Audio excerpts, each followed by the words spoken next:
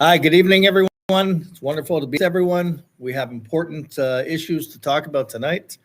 We're going to be talking about Ben and Jerry's from a legal angle. We have a guest on tonight, David Schoen. He was involved in the Trump impeachment hearings. He represented President Donald Trump. He also has a long history of fighting against anti-Semitism, and we'll have him on the air very soon.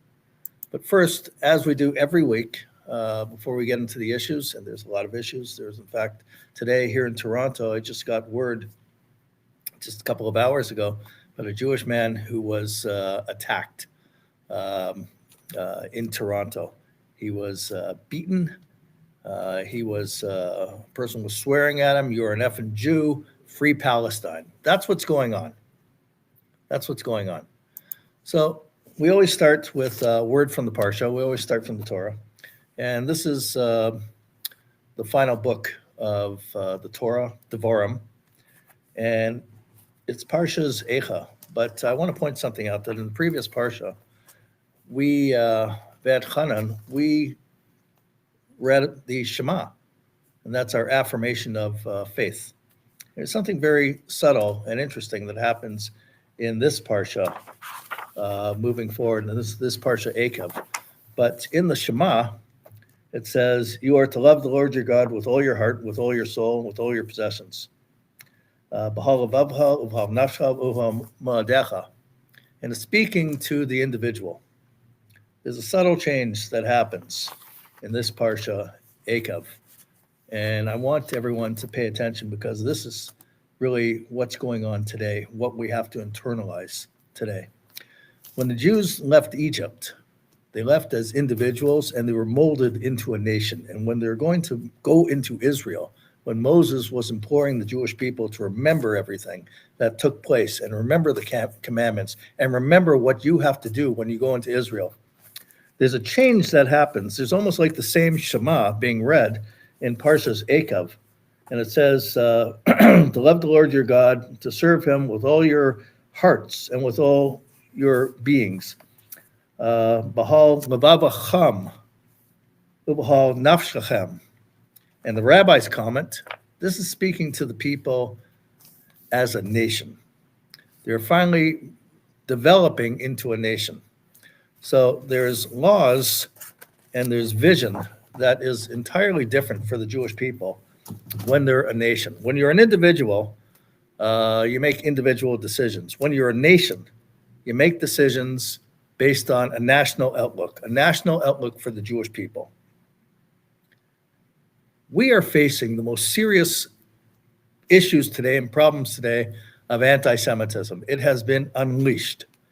And we are responsible, one Jew for another Jew, on every single level. Whether it means when Jews are being physically attacked, we have to defend our people. We can't turn the other cheek or turn the other way and look away. Moses, when he saw an Egyptian beating a Jew, he took action. So we have to take action. We have to stand up for each other, and we can't shrug it off. And when I hear there's a Jew who got beaten in Toronto just a few hours ago, I want to speak to him, and we want to address it. And it's happening all over, happening in New York. It's happening, you name it, it's happening regularly. And they're beating Jews and they're saying free Palestine at the same time. We have this issue with Ben and Jerry's. What's very disturbing about Ben and Jerry's is that these were two Jews that founded this company.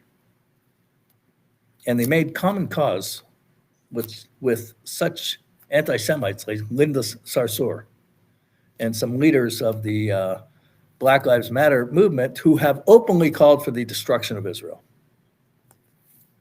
Then we have organizations such as J Street that are 100% behind the motivation of Ben and Jerry's to boycott Israel.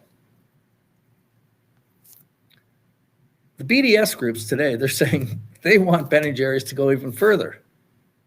They don't recognize any call for a two-state solution or anything like that, as Israel has been always in favor of since their inception, to try to have peace, to try to make peace. Any agreement, not any agreement that will put them in danger, but they're always ready to negotiate. The other side wants war. The BDS wants Israel completely destroyed. The founder of the BDS, Omar Barghouti, has been very clear from the start that his goal is that there will be no Jewish state of any size, of any shape. We have on with us an attorney, David Schoen, who has represented Donald Trump in the impeachment hearings. He was very successful with that. And he's also represented victims of PLO terror. He knows the law. He's got a lot of experience on this. First of all, David, how are you? Fine, thanks. How are you? Pleasure to be here. It's great to be with you.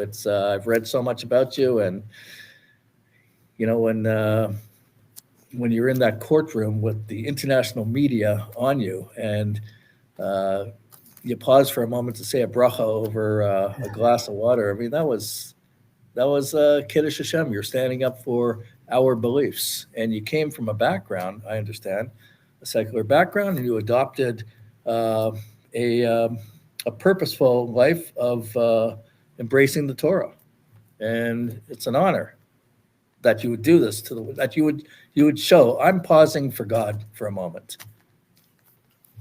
Thank you very much. I'm honored by the response that I've gotten to that, and if it made a bit of a difference to. I'll tell you, the greatest response I got was from young people who said to me that it finally made them feel comfortable in the workplace and elsewhere to sort of wear their kippah to work and to celebrate their Jewishness more publicly. So I feel very heartened about that. I'm not learned enough to teach anyone otherwise, but if my actions at least served as a little bit of a model for something, then I'm very appreciative of that. So we have, in Israel, they're pretty much united about this issue of the BDS and Ben and Jerry's, and the government is taking as much action as I think you could expect of them. They're really going forward. And we have the kosher certification body in the United States that gave their stamp of approval to Ben and Jerry's, their product. And I was on the phone the other day with one of the main rabbis of Kofke, and I was asking him to reconsider their decision to just leave it as is. And I'm just wondering, I was left with the impression first by this rabbi that they feel that they're caught in the middle, that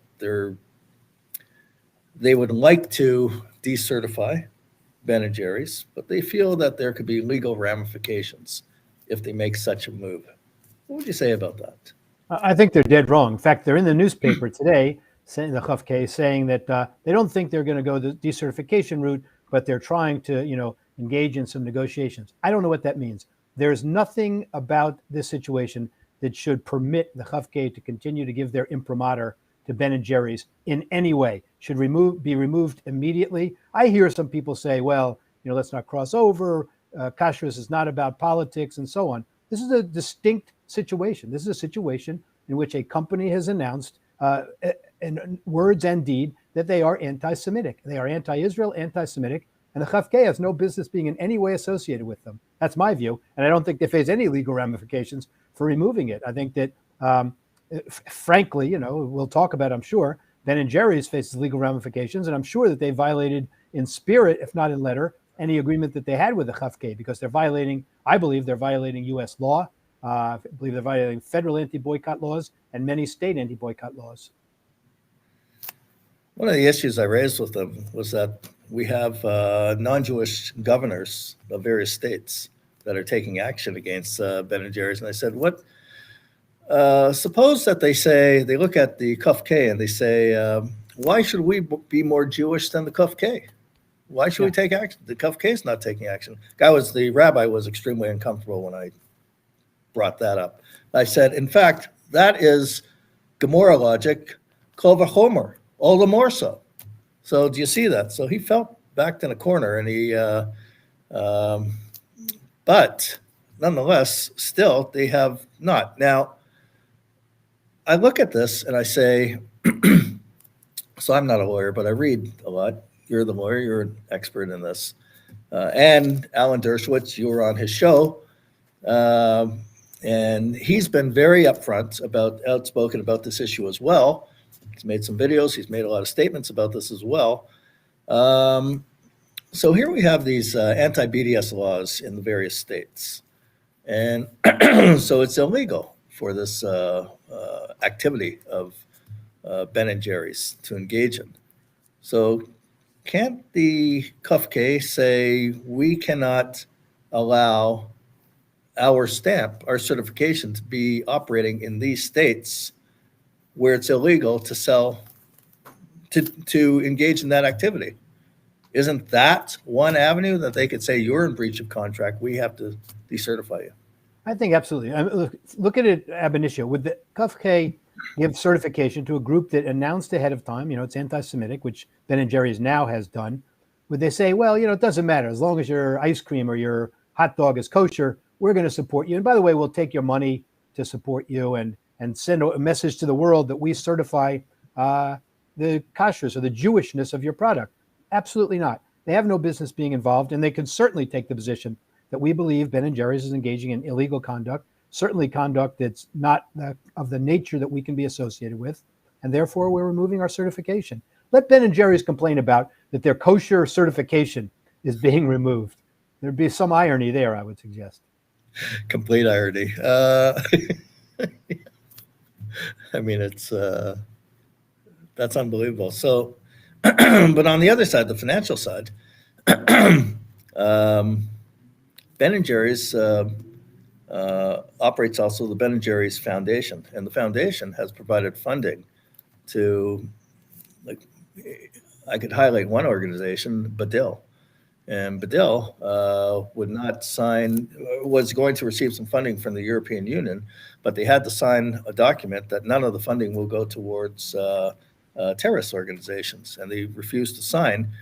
Badil has been involved in incitement against Israel, against Jews who support Israel, which is the majority of Jews, and anti-Semitism. They have the most vicious anti-Semitic caricatures that they put out on social media as well. And again, money from Ben & Jerry's is going towards that, going towards other organizations as well involved in anti-Semitism and BDS. And the BDS is anti-Semitism. Sure. So isn't that grounds that they could say that the CUFK, why should I even have to explain it to them? Sure.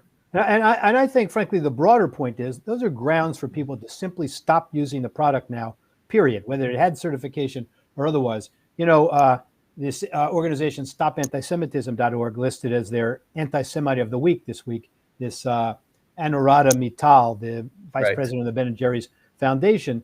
And she certainly supports all of those groups. We shouldn't disassociate the people behind Ben & Jerry's from the product. I mean, let's call it what it is here. This is a person who has over 100 tweets that people have found on her Twitter page, anti-Israel tweets, vehement anti-Israel, direct support of BDS.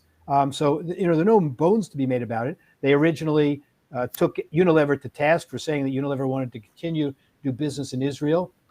And she refers to the Nakba, or the idea that the creation of the Jewish state was a catastrophe. So this is not someone who, we're operating sort of in a gray area here. How do they feel about Israel? How do they feel about Jews? This is an anti-Semite in words and deed.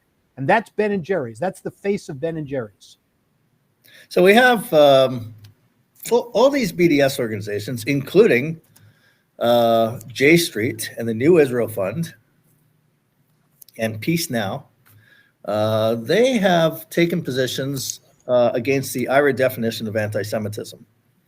And the IRA they say, they make it like they camouflage the issue, and they say, well, the IRA definition of anti-Semitism will say we're not allowed to criticize Israel. But if you read what the examples are of the anti-Semitism that IRA lists, they say double standards, that's one thing, and demonization of Israel to make comparisons of Israel and Nazi Germany and denial of the Holocaust. What they're saying is that they want to be able to use double standards against Israel. They want to be able to compare Israel to Nazi Germany, to genocide, to Nazi Germany. And they want to deny the Holocaust. That's what they're saying when they target the IRA definition of anti-Semitism. And that goes for all those organizations that I listed, all the different BDS organizations, including the Peace Now, the New Israel Fund, and J Street, that were publicly opposed to the IRA definition of anti-Semitism being adopted by the US government.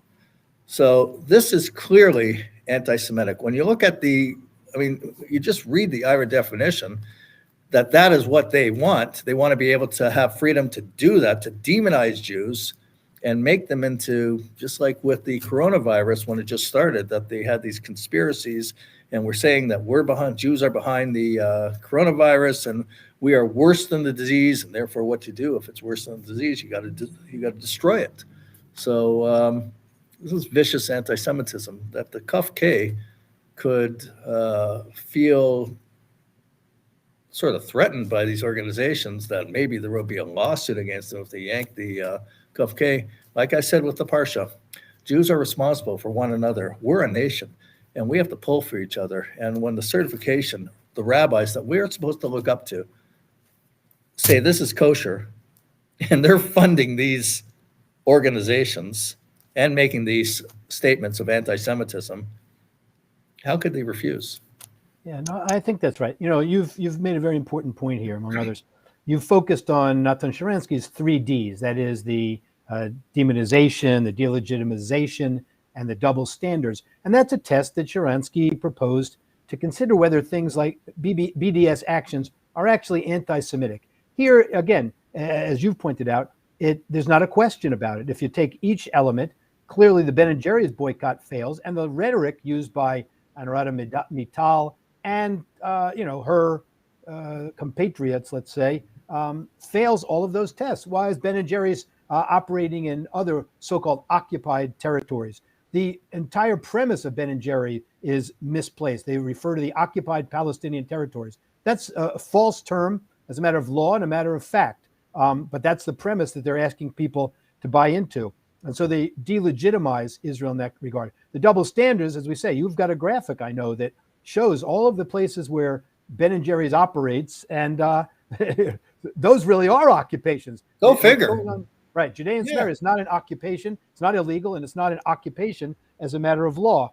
And the demonization, I mean, you pointed to Badil that the Ben & Jerry's Foundation helps fund. I mean, they've got Nazi-era cartoons that they put out. It's just unbelievable. These groups all spread these lies about, targeting Palestinian children and that sort of thing. You don't have to look any further to know, first of all, as we say, Mittal openly supports BDS. There are more than 30 members of the BDS National Committee who are themselves actual violent terrorists. I have a friend, Moshe Goldfeder, wrote a piece in Mishpacha magazine yesterday, and he identifies some of these people and this kind of thing. It's worth reading. But this is not a close call. What Ben & Jerry's did here is nothing short of anti-Semitism. And the groups that you point out, J Street and the others, New Israel Fund, they're very, very dangerous. Look at Mittal's Twitter feed again today, thanking these groups for showing their great support and friendship. They're all fighting the fight against racism. It's nonsense. It's like calling Durban 4 an anti-racism conference when it's all about racism against Israel. No, absolutely, 100%. I think we have a short clip that our doctor in the studio could show that could highlight some of this. Got the Twitter feeds. Well, first, let me confess, it's not that short, but it puts together pretty much so you guys can take a little break, have a little glass of water. It's about 10 minutes long, but it basically is emphasizing all the things we're talking about. And I'll put it on in about 10 seconds. 9, 8, 7. Let's roll it and we'll discuss it. And roll it. And you can speak over it, so you're welcome to. Okay. But it's an expose of the entire Ben & Jerry fiasco that's going on. So basically, as we all know, this all started just recently on July 19th, when they felt it's inconsistent with their values. What are their values anyway? I mean, I'm a little curious as exactly what they're referring to. OPT also, as we know, besides the occupied Palestinian territory, also means opt. And I think we should all opt out of Ben & Jerry's. So there's the meaning there. So moving right along, So the website posts the following as their values. We must dismantle white supremacy, leading with progressive values. This is right off their website. Black Lives Matter, of course, and they do use their position to influence change. We can't deny that. I have a question, though. The Vermonters for Justice in Palestine started fighting with Ben and Jerry's over 10 years ago to get them to stop providing their products in the alleged occupied territories, which we all know is Israel, actually. They're committed to the Palestinian people. Well, they finally convinced Ben and Jerry's, and I don't really think that Unilever really knew what they were getting into. But why Vermont? Why, of all places, Vermont? We talk about white supremacy, Black Lives Matter. Of all places to be, Vermont has no black people, has less than 1,000 Jews, but yet Ben and Jerry were both born in Brooklyn, and they decided to settle in the only place with no Jews and no blacks. And Bernie Sanders was born with them as well. So why did they choose Vermont? So that's a question, just food for thought, not something we're going to actually get into too much. But I think it's also important to realize that Black Lives Matter, they've been supporting forever. The founder recently resigned after the New York Post disclosed that she has several homes, luxury homes, ranches, all that sort of fun stuff. What's interesting is when we tried to post this information on Facebook and Twitter, it was blocked. So when questioned as to why they blocked it, because of privacy concerns. When has Facebook been concerned about anybody's privacy? So here we have introducing the one and only Patrisse Cullors, the BLM founder. Take it away, Patrisse. Actions always. The other thing I'll say is Palestine is our generation South Africa.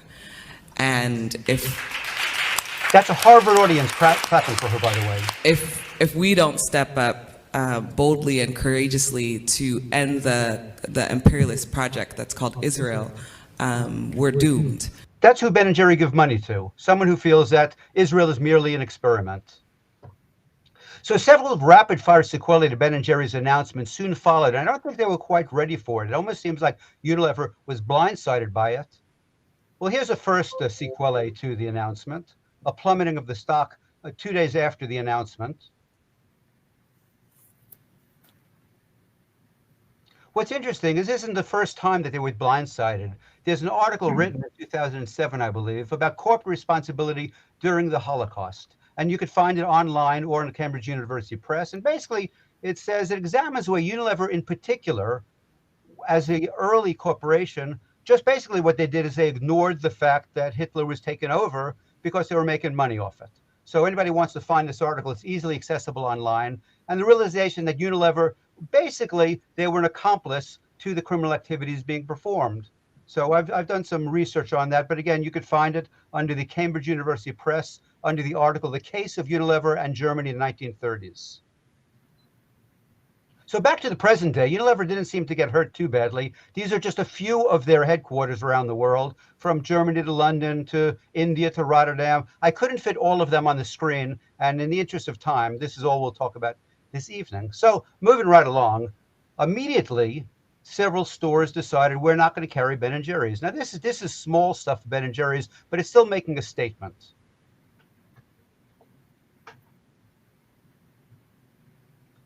But it seemed to have the snowball effect after that time when letters were written by Texas, by New York, and the state of Israel condemning Ben & Jerry's and Unilever for their behavior. Unilever blames Ben & Jerry, Ben & Jerry blames Unilever. Well, they're all complicit in this. My favorite was Susanna Levin, who effectively immediately quit her job of 21 years, and her company's response is the despicable trend she will not have no part in. If anybody's interested, I do have access to the specific video she's talking about why we know that anti-Zionism and anti-Semitism are synonymous terms. Yeah, don't forget Florida, Doc. Right, if anybody wants to jump right in, go ahead. We can hear you. I was saying you mentioned Texas, but now you've got the post up about Governor DeSantis, been very powerful on this whole. Here we are. We got Texas, we've got New Jersey, we've got Pennsylvania, we've got Florida. Again, I think this was totally unsuspected by Unilever. Not only that, but here we go. We got in Ecuador, 180 stores will no longer carry any ice cream products made by Unilever.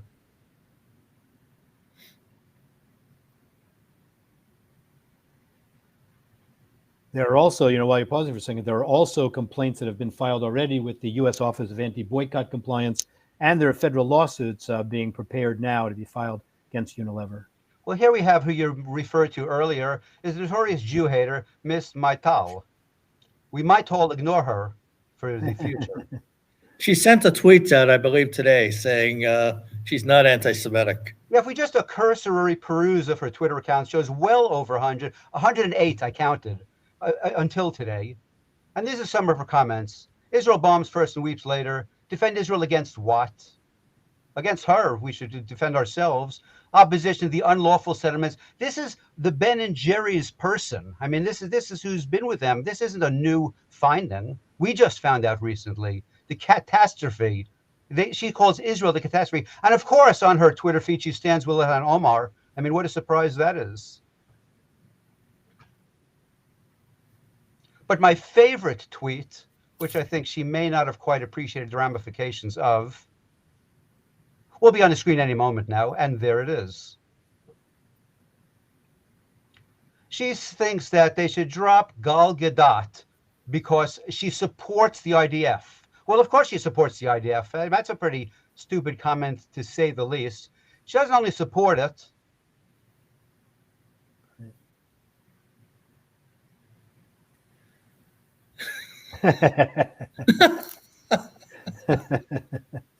So they had a little tweeting back and forth, apparently.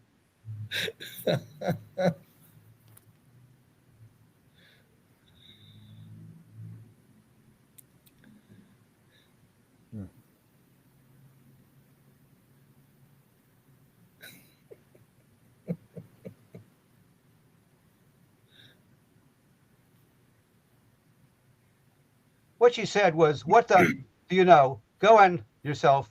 You have no idea, on and on and on. I think that was censored for the purposes of the cyberspace.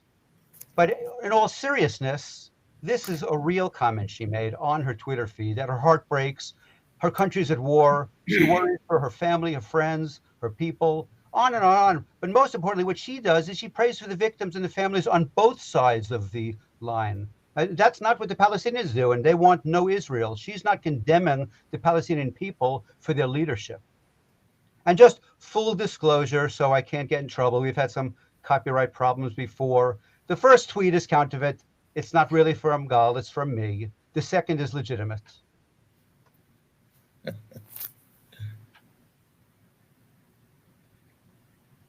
So in addition to being Ben and Jerry's, she's also the executive director at the Oakland Institute. You may say, what is the Oakland Institute? Well, she co-authored a whole bunch of reports, Palestine for Land and Life. In these reports, she accuses Israel of human rights abuses, apartheid, colonization, land grabbing, and they defend Hezbollah. Yeah, she's written at least 9 articles on this subject, by the way. Right. I didn't have a chance to show all of them, but this is basically to summarize what the articles say. That Israel stands in the way of peace and justice. Come on, give me a break. And the military orders which subjugate the Palestinians. But of course, they're still resisting, and she's so proud of them for that. She talks about the 70 years since the Nakba, as if we threw them out. They left, thinking they were going to come back after there was no more Israel. Guess what? It's another Davy and Goliath story. We won. These are just some of the 9 reports. And if you want any information on these reports, she is the media contact. So here's just some quick little kind of excerpts from them. One is called Hebron Under Siege. Again, you can carry Miss Model if you so choose to.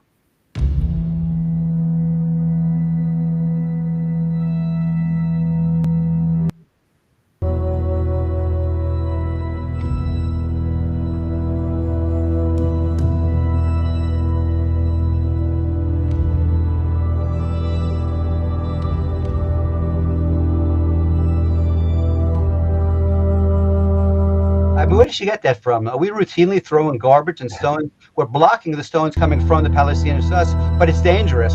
She forgets who it's dangerous for.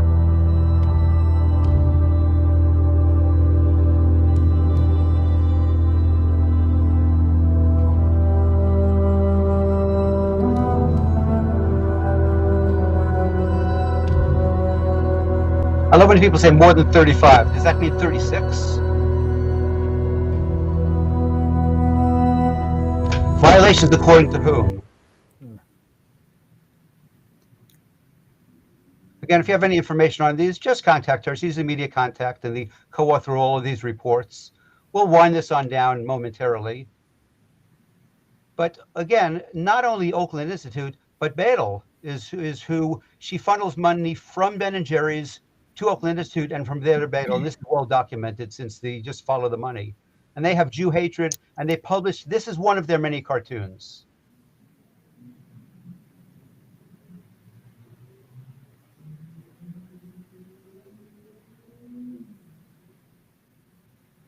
This was what a great find then.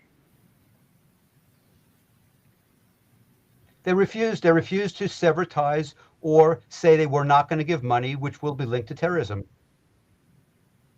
So these groups just lost $1.9 million.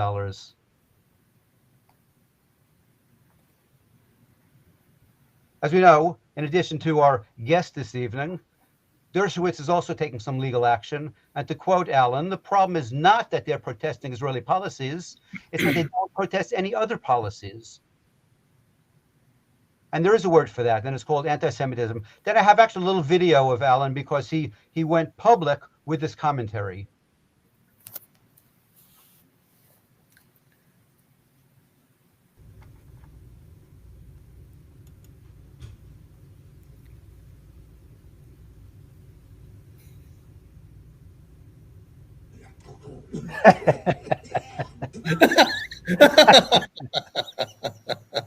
Okay, and on that note, guys, I'm going to send it back to you in the studio, but it is the beginning of the end. I guess when Alan Dershowitz tried the Ben and Jerry's and he felt sick from it, he realized it's really not kosher. So if that's the case, how could the Kuf K continue to provide the certification? Exactly.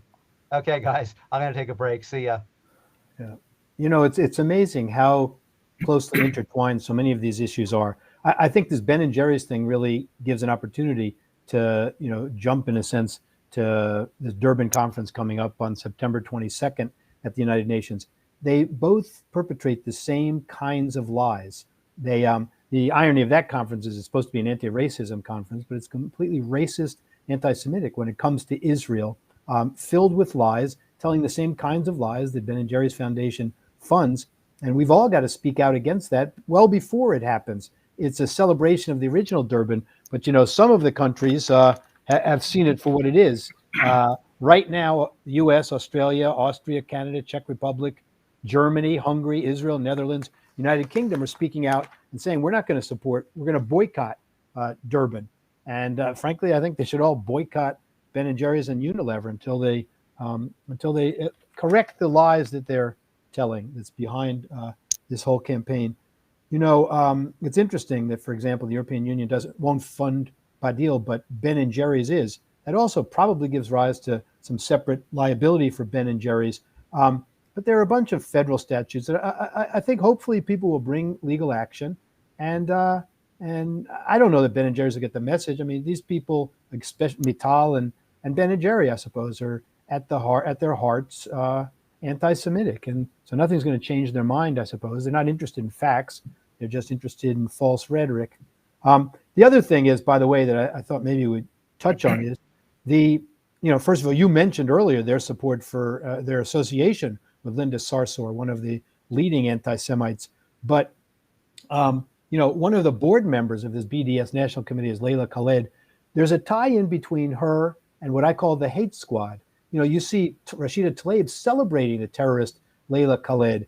But you've got Tlaib and Omar and AOC and this hate squad and all of their members, I suppose, who are engaging in all kinds of anti-Semitic rhetoric. You mentioned this physical attack in Toronto today. As you know, we've had many attacks in New York, physical attacks linked with this so-called, as you say, Free Palestine issue, but following the rhetoric of Tlaib and Omar and AOC. And I'm hoping, quite frankly, soon to bring a legal action about the tie between that rhetoric and the direct action that's being taken in support of it, with the beatings of attacks on Jews in New York and elsewhere.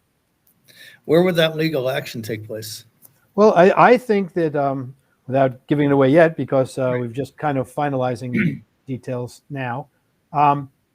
Could take place in New York, for example. Could be a lawsuit in federal court suing both the perpetrators of the attacks and those whose rhetoric is responsible for it. There's certainly precedent for that sort of thing. I consulted with the Southern Poverty Law Center many years ago when they sued successfully white supremacist groups for using rhetoric that fomented violence, specifically the attack and killing of a man in Oregon, but other kinds of attacks.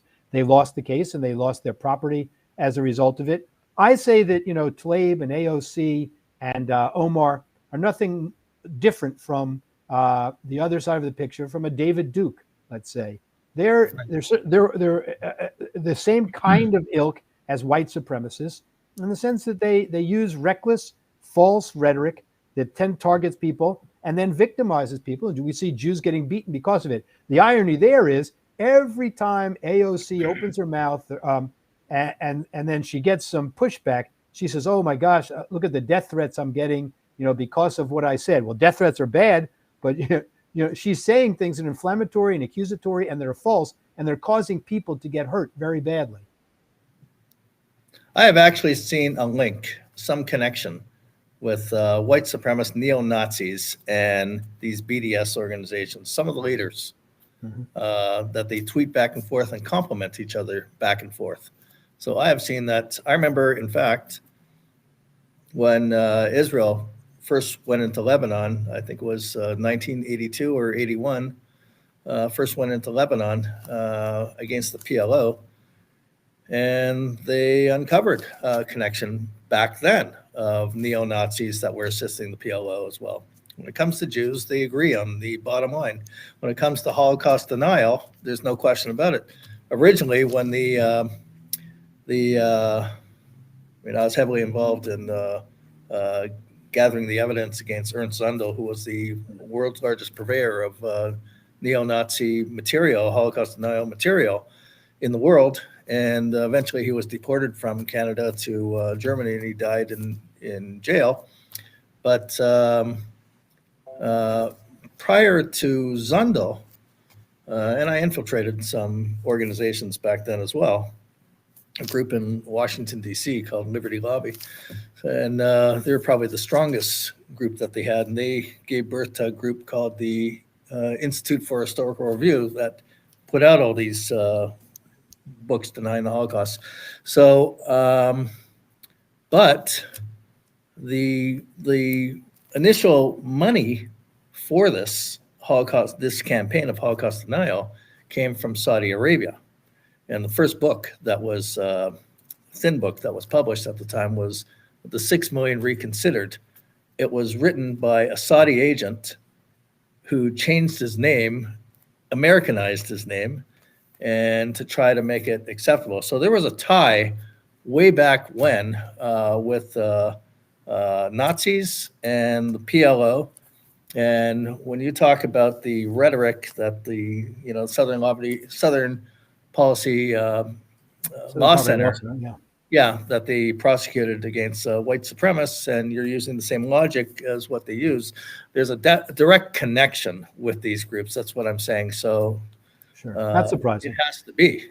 Yep. Not surprising. It's the same. They have a common enemy, as you say, and both sides love to engage in false rhetoric, simply lies. Early on when AOC was running, she got caught sort of absolutely making clear that she knew nothing whatsoever about the issue. So she tried to backtrack and say, "Well, I really haven't educated myself on the issue." Now she just follows the rhetoric of her fellow travelers, and at her rallies you hear things like "death to Israel" and all that sort of thing. So I happen to find them much more dangerous than a David Duke, and I guess maybe I should be ashamed to say I'm not, though. I represented the leaders of the Ku Klux Klan in a free speech case, leaders out of Mississippi in a case in Alabama. It was an interesting issue, I thought. But, so I know some of those folks. These other people are much more dangerous. They have much greater platform now. And people are buying into it. So-called liberals are buying into it. I don't recognize that side of things anymore. I represented the Democratic Party, National Democratic Party, when they were sued. That's a completely different animal from what exists today. That party today has been taken over by this false so-called progressive rhetoric. I call it regressive. There's nothing progressive about what's coming out of the mouths of this hate squad. It's simply hate, vitriolic hate, especially against Jews, but against other people also.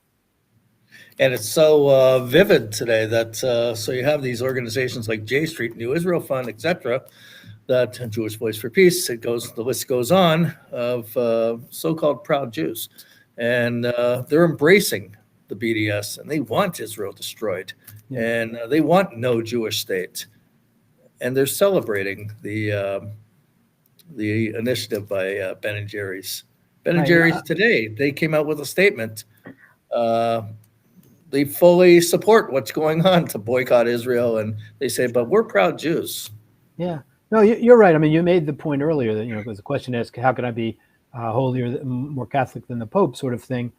We hear that on Capitol Hill when we go up there. Well, listen, you've got these groups, J Street, which the Obama administration had full access to the White House and appears to now be, getting that kind of access. I mean, the number of anti-Israel voices included in the administration this time around is just shattering. I mean, this guy Hadi Amir, who's now negotiating in Israel. I mean, this is a guy who's written about his hatred for Israel. How can he be a fair negotiator in any of those things? But this administration has embraced it. I'm afraid by caving to Bernie Sanders and the hate squad and Elizabeth Warren and putting in place people who they have recommended and support. They have no business in this administration. A guy like Blinken ought to say, I don't want to be associated with these kinds of people.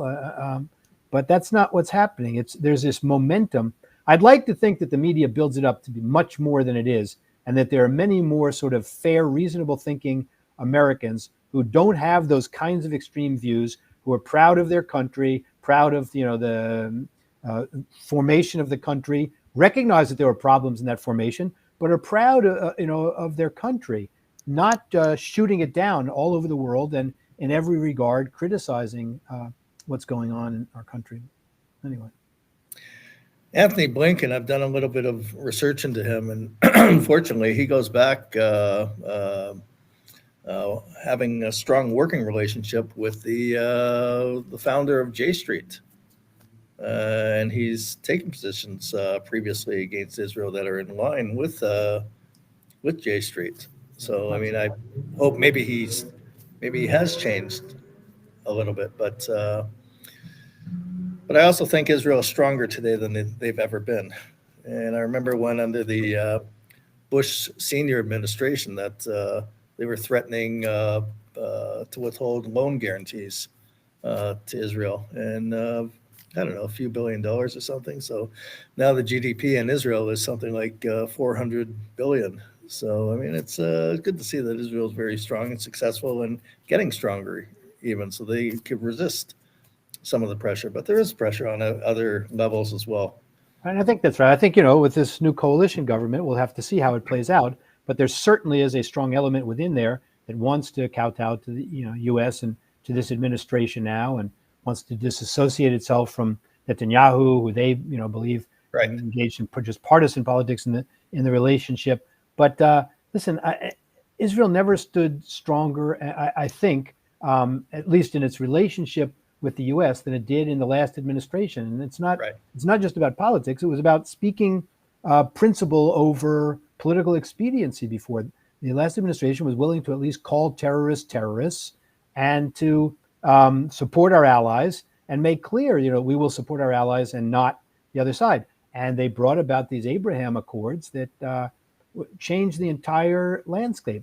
Now there's talk that this administration is not even permitted to use the term Abraham Accords internally, and everything that goes on reinvigorates Abbas and his whole terrorist network, and we just can't stop making the same mistakes. It seems as soon as we start to empower them, we see more attacks going on in Israel, and you can't legitimize someone like Abbas. We've done this for so many years. Oh, he's the moderate on the scene and so on. It's absolute nonsense. He knowingly funded terrorism and supports it with all of his rhetoric and the rhetoric in the textbooks and so on. And the polls show that the Arab population in Judea and Samaria, that the majority of them support Hamas. So you can imagine if there would be even a change, an alternative to Abbas running Judea and Samaria, running what they call the West Bank, that they would definitely want to have rockets fired on Jerusalem and everywhere else. Sure. Yep. A lot of issues out there. When the BDS, when Ben and Jerry's, they say they're against, they're just targeting the occupied Palestinian territories, they say. They're talking about Jews at the Kotel. They consider, prior to the 67 war, after the 48 war, Jordan seized what they called the West Bank and East Jerusalem, and they destroyed all the synagogues that existed. They destroyed Jewish gravestones, and they made them into sidewalks leading to washrooms. They made the Kotel, the Western Wall, into a garbage dump. They had no respect for anything that was holy to Jews. And we won the 67 war. We extended our hands in peace, but they consider all of that to be occupied. They consider when a Jew goes to the Kotel to pray, that's a war crime. According to Ben and Jerry's, that is a war crime. Yeah, let's be clear. Let's be clear, by the way. It's not just Ben and Jerry's. It's John Kerry in the last administration also. It's the UN resolution that they refused to, condemn. The Obama administration took that position, this, idea that this is occupied territory. It's not Israel's territory. If anybody analyzes the legal argument from any fair perspective, at a minimum, you'd have to come to the conclusion that Israel has the strongest legal claim to that. I fully believe it's a full and complete part of state of Israel, as a matter of fact and a matter of law. But any fair-minded person would say that if we're analyzing claims and you call it disputed property territory, then Israel has the strongest legal claim to it, at least for a number of reasons, including previous agreements, but also fighting a defensive war and so on. But anyway, those are maybe broader issues than we can cover. But what would you recommend as a means to try to sway the Kufke to just end it with Ben and Jerry's? I think they've got to hear from people. I think they've got to, know that the support is out there for this. And they've got to, their position has to be, I think, framed as it is by putting their hechsher on the product, whether they mean to or not. The impression, the appearance, for all intents and purposes, is that they give their imprimatur to Ben and Jerry, and that either what they're doing isn't so bad, or we just don't care about that. And they will say, we distinguish, the kosher nature of the product from their politics. But again, they wouldn't support ab initio some company that came to them and said, by the way, we're a branch of the Klan. We hate Jews and hate Israel, but we can make a little money by selling to people who keep kosher. So how about giving us your hechsher? I would hope they would say, no matter how much you pay us, absolutely not. And that's what they should say here. Absolutely. Yeah. Well, we have to keep contacting them and let them know. And It doesn't make any sense that it's got to be rabbis who speak out against this as well. They're right in Teaneck. They should certainly have enough, people, just the people of Teaneck could, make it clear in a demonstration outside of the Chafkei office. And, but I think they need to hear from people that this is an important issue. It's a moral issue, and it's a Jewish issue. This is an attack on the Jewish people, and no Jewish organization can possibly support such an attack. Yeah, no kidding. And by the way, the people of J Street could care less about kosher. Sure. The overwhelming majority of them, according to the founder of J Street, are intermarried. They could care less about these things. They really don't care. So exactly, and the people who, and back to the previous election, over 90% of religious Jews voted for President Donald Trump. They have they're avid supporters of Israel. Yeah. in the religious community and in the more traditional community.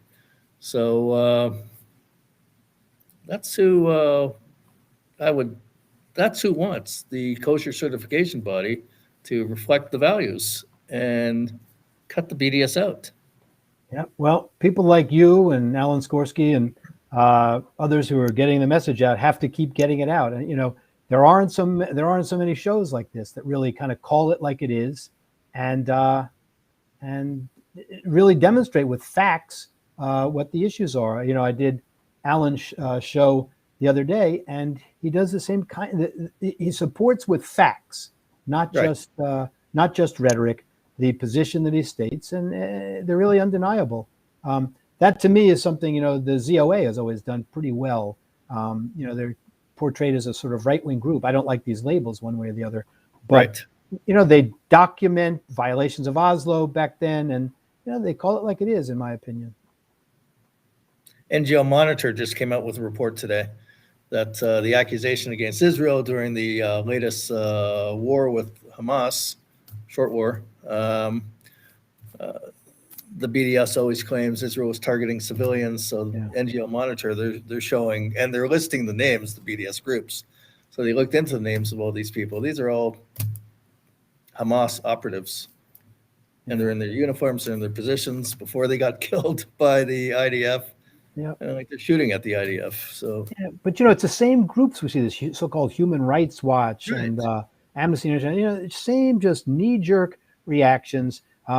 These are people. I think about. We've seen these pieces recently that the hate squad, fosters this defund the police thing, but they all have private security that costs tens of thousands of dollars, and they complain about being afraid of this, afraid of that. Can you imagine if there were no police force around? Anyway, so you see the same kind of thing. Can you imagine any of these folks at Human Rights Watch, had they faced the raining down of rockets on their children, kindergartens in Israel? I mean, they'd be screaming bloody murder. yeah, so that's clearly the double standard. Yep. And that's their track record, the Human Rights Watch. Yep. I know someone who was a former leader of the Canadian Jewish Congress that's on their board. Yeah, so. Figure that one out.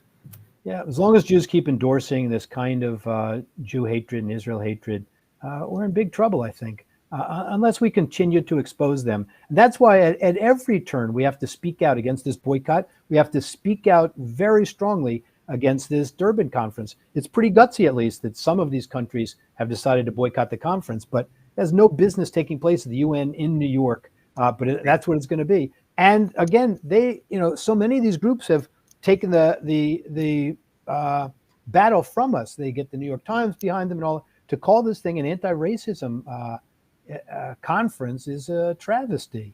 It's about, unless you don't care about racism and anti-Semitism against Jews. If it's okay to target Jews, then call it whatever you want. But if you believe that Jews, Hang on, we got a call. okay. Hello. We just missed it. We have a phone in also on the show, but I just missed that call. If you hear us, you can call right back because we're going to wind it down pretty soon. But There's a great graphic up in there. let's take a look at that. That's your double standards. Yeah. It's when you go through the double standards, just like it's just mind blowing that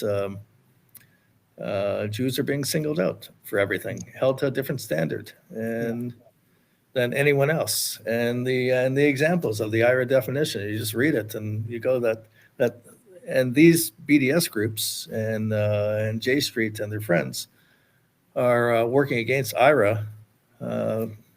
You're allowed to compare Israel to Nazi Germany. Yeah. You're allowed to compare the IDF to the SS. Yeah. They and they do it. Israel's committing a genocide. They claim to take the high ground. They do it on freedom of speech because every American recognizes the idea of freedom of speech. I've fought for 36 years for the freedom of speech. That's not what these cases are about. I've represented some of the most unpopular groups. I've represented the ACLU and all of the litigation in Alabama for a decade or more. represented, many groups I am adamantly opposed to, and points of view I'm adamantly opposed to, but I recognize that they ought to have the right to put those forward. This is not about a First Amendment issue. This is about people seeking the destruction of the state of Israel. And, while sometimes the New York Times, those groups, they like Jews when Jews were victims in the Holocaust or something like that. They like the weak Jew, but when it comes to Jew hatred today and the destruction state of Israel, go ahead. Hang on one second, David. We got a caller. Yeah. Yes, go ahead. Hi, Meyer. It's Renata and Joe. Yes. I have a question. Go ahead. Can we not speak about the illegal Arab What? Can we not speak about? Speak about what? Can we not speak about the illegal Arab occupation in Israel? Because the Arabs in Israel, after having sovereignty enshrined in almost all of the previously Ottoman-held land in the Middle East, they illegally were allowed to flood into what was enshrined under as sole Jewish sovereignty, the tiny Jewish state, and they flooded in. And in order to appease them, the British blocked the Jews from coming into Palestine in violation of the mandate. And this delegitimizing of the true Jewish rights and legitimizing false Arab claims continues today, while the Arabs, not only speaking about the lies, but stealing land daily with money from the European Union and other Western countries. So is the occupation not the Arab occupation of Jewish land? Well, David could handle it. Well, I mean, of course it is. And also, if we're going to talk about that, we should talk about the dispossession of Jews who were living in Arab lands before, who've never gotten any compensation whatsoever. I'm afraid a little bit, by the way, since you've raised this point, we're seeing a backtracking from this coalition government. The reports, at least, are that they are not going to stand up to enforce the rights of homeowners in, they call it Eastern Jerusalem. It's all part of Jerusalem. I refuse to call it East Jerusalem. Right. But it's the eastern part of Jerusalem. That this administration now and the coalition government is not going to continue that fight in the courts. I hope that's misinformation. But you can imagine, again, not to take sides, but you can imagine if they're trying to appease the Arab coalition partner and even maybe some of Mr. Lapid's followers, that could well be a position. That thing has been so not only blown out of proportion, but falsely portrayed. I mean, these are illegal squatters who have failed to pay rent for many, many years. It's a landlord-tenant type dispute. There's the Israeli side, the Jewish side of the picture is clearly the right side as a matter of law, but people are afraid of the PR and the optics of it and so on because they've been sold on this false rhetoric of throwing Arab out of their homes and that sort of thing. It's not what the case is, and nobody would put up with it in this country, but that's part of it. Yeah, but you're right. There's not enough talk about illegal Arab building that's overlooked, and again, the dispossession of Jews from Arab lands and millions of dollars. Again, the complete double standards. If we play the numbers games, there's so many more Muslims in the world. There's over 1 billion Muslims in the world. There's about 14 million Jews in the world. So if you start screaming, then and you cast your vote in the United Nations, that's that. But Israel is strong. Israel survives, and the Jewish people are resilient. And you said at the beginning of the show, Myra, you said that we all have to stand up for each other, and we have to stand up for principle. I mean, people unfortunately have faced consequences in the past for standing up for principle, but it doesn't make it any less the imperative that we do that. We have to stand up when we see something wrong. We have to speak out. We all have an obligation to each other, and that's just the way it is. Nobody said it's going to be easy. No. And you know what? When I look back at, my parents, Holocaust survivors, and what they went through, and we don't have any grandparents or anything like that. And I did see a picture of my father's side. It was a big family and all taken, murdered by the Nazis. And, my father experienced then, it's unbelievable. And others who I grew up with, friends of mine, similar experiences, their parents and all that. We have no choice. And, we're not here forever. There's a world to come, and we have to answer for our actions and our thoughts and our deeds.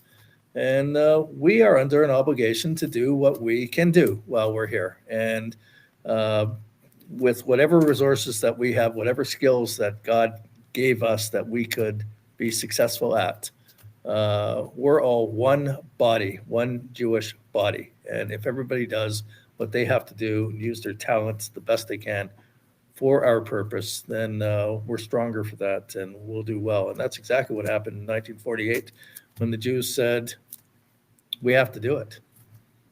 And they did it, and they were successful and they won. We have to continue to do it and move forward. What does the BDS offer the world? Terrorism. What do the Jews offer the world and Israel offers the world?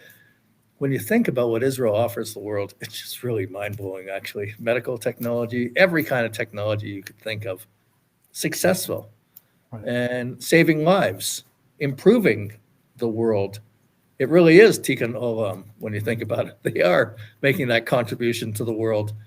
And it's something we have to continue to do moving forward. But we do have to, when we hear about violent anti-Semites, we have to take them on. We can't shy away from that. And if no one else is going to come and nobody else really is going to come to our aid, we have to do it. That's what the Parsha is about. We're one people. And if there are some of us amongst us, like the J Streets, that want to disassociate from the people and go on a tangent and support the new anti-Semites today, we have to call them out and we have to cut them off too, because they willingly cut themselves off. And we have to strengthen those who are in our camp, and we have to do our best at that to strengthen our allies. This is a serious fight going on from the legal point of view, from the physical point of view. Jews on campus being accosted. Today I just think about that. The Jewish guy was hit. And the anti-Semite looks at him down as he's on the ground and says to him, "You effing Jew, free Palestine." I mean, you know what? We don't have to turn the other cheek. We have, from the legal side, we have lawyers that are very talented, yourself, a lot of lawyers, a lot of great Jewish lawyers. At the same time, we have a lot of Jews that train in the gym, that are strong, that have taken on martial arts, that know what to do. We have a lot of Israelis who have moved to North America that have military service and experience. Don't just look at yourselves in the mirror. Help.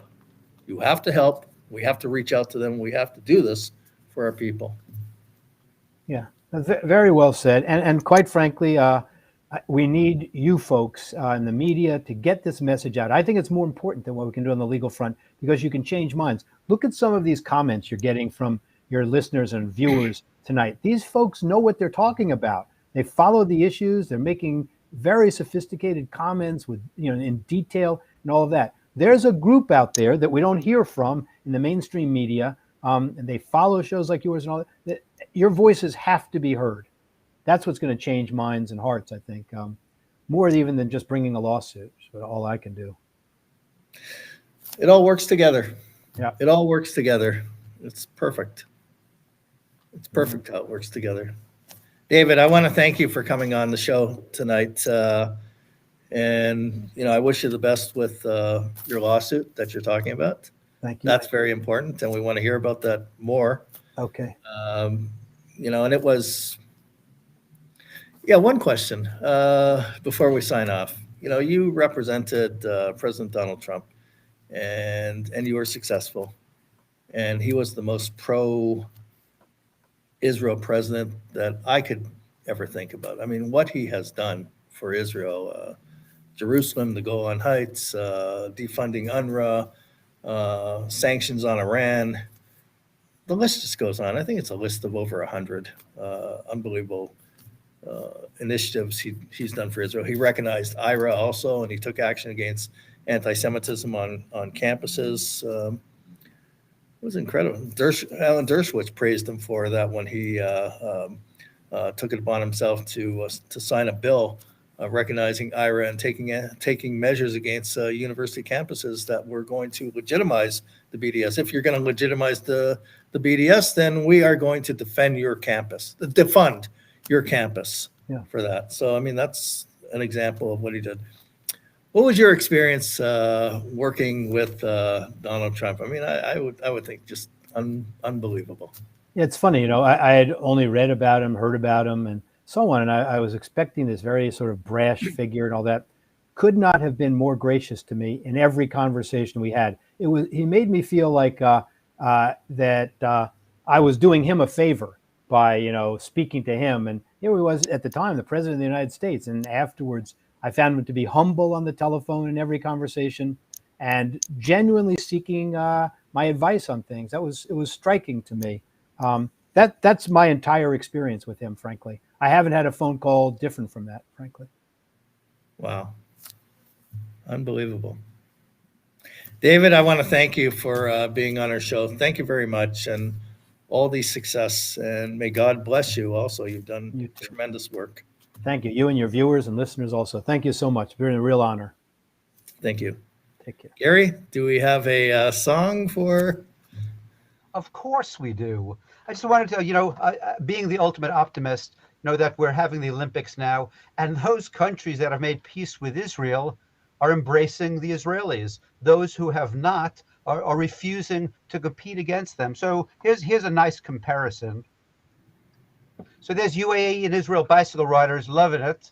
And here's the Algerian judoka who was evicted from the Olympics because he refused to face his Israeli counterpart. Now, we know the truth isn't that he was doing it to protest Israel. He was doing it because he didn't want to get his ass kicked by the Israeli. But that's besides the point. So as we move forward, I'm going to play this song of the week, which is from this couple. We played them a couple of months ago. And basically, it's a husband and wife team. And they actually met in Israel, or they're both from the States here. And we're going to close with a song from them as soon as I find it. And I'll give you the last word after the song.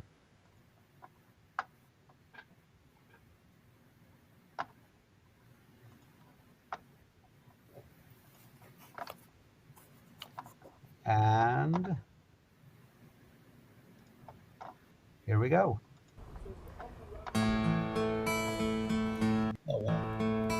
אוויר הרים צלול כיין וריח אורנים נישא ברוח ארבעים עם כל פעם I don't mean to have me on, but my computer froze up.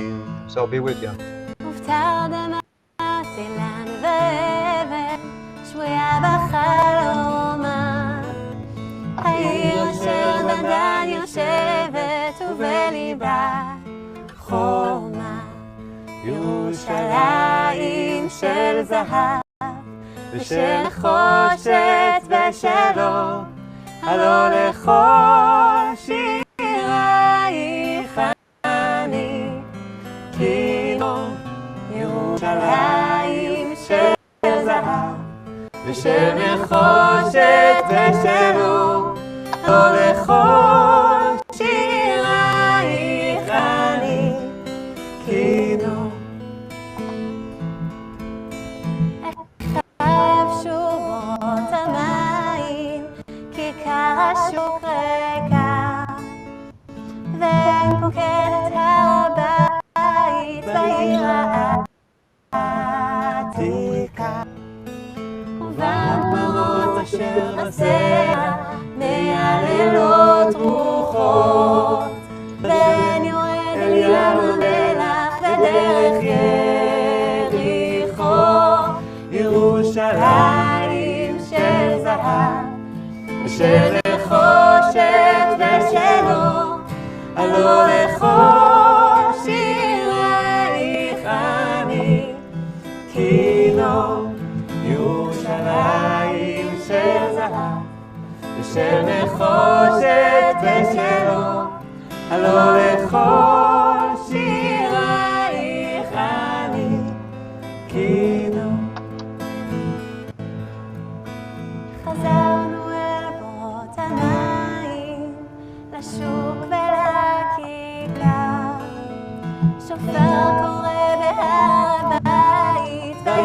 העתיקה, ובמראות אשר בסלע, אלפי שמשות צורחות, נשוב לאל ים המלח בדרך יריחו, ירושלים של זהב, ושל נחת ושלו, הלא לכל שירייך אני כינור.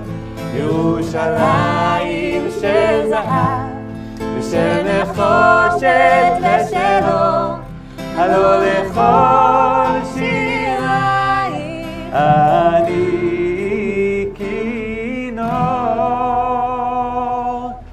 כינור.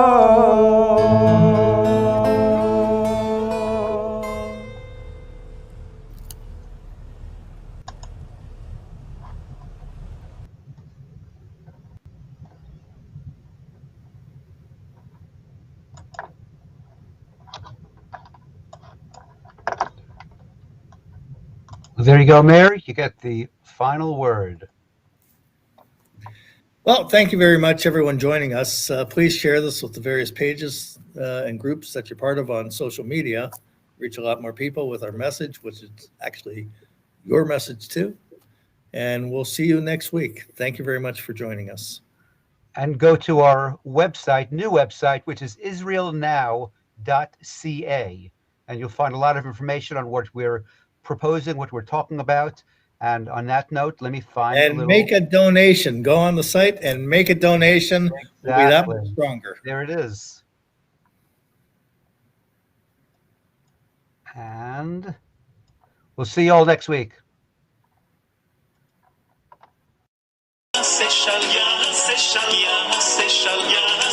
שלום עלינו ועל כל ישראל